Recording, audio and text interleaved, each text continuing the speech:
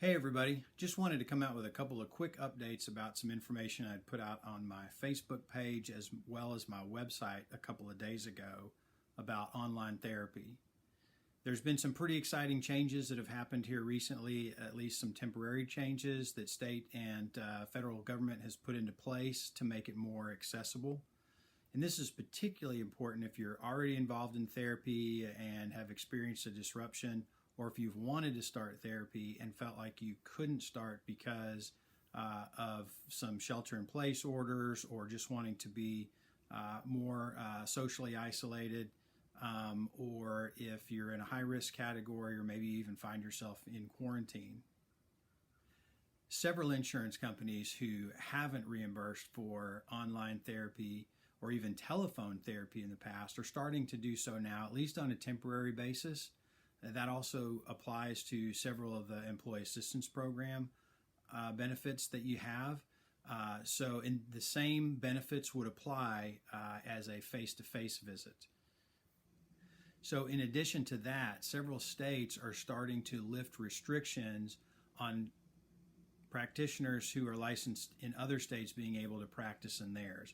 So again, what they're trying to do is widen accessibility. And that's particularly helpful, say, if you are currently in another state, or maybe if you recently made a move and you had a therapist in your old location that you had a good relationship with. It's entirely possible you could reconnect with them, at least temporarily, which can be helpful just in terms of maintaining some continuity of care. There's been some changes at the federal level as well. Department of Health and Human Services are relaxing some of their HIPAA security standards so that people can connect through Skype, FaceTime, other social media applications, where in the past they haven't allowed that because of security concerns, at least temporarily. They're wanting to make sure that people can connect with a therapist if they need to. So you can use those applications where you couldn't before. And finally, Medicare is allowing people to connect with a therapist directly from their home. In the past, you weren't allowed to do that. You would have to go to a whole different site to connect with somebody on a different site. Now you can go directly from your home, again, making it more accessible, especially, again, with people with limited mobility. Maybe they're in rural areas and it's too much of an imposition to drive. Maybe they lack transportation, things like that. And also Medicaid is starting to support reimbursement for telephone therapy, something they haven't done before. And again, these are temporary measures, but what they are designed to do is to make sure that if people have a relationship with their therapist, they don't have to cut that off for an indeterminate period of time. And anybody that wants to start therapy can still do so, and it's much more accessible now.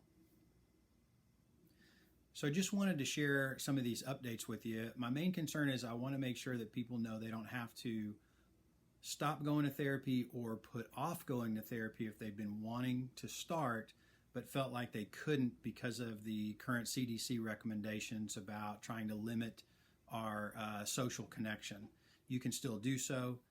I'm certainly happy to answer any questions you have. I know there's many practitioners who would be happy to answer any questions you might have as well. And in the meantime, I wish you the best of health and many blessings. Take care.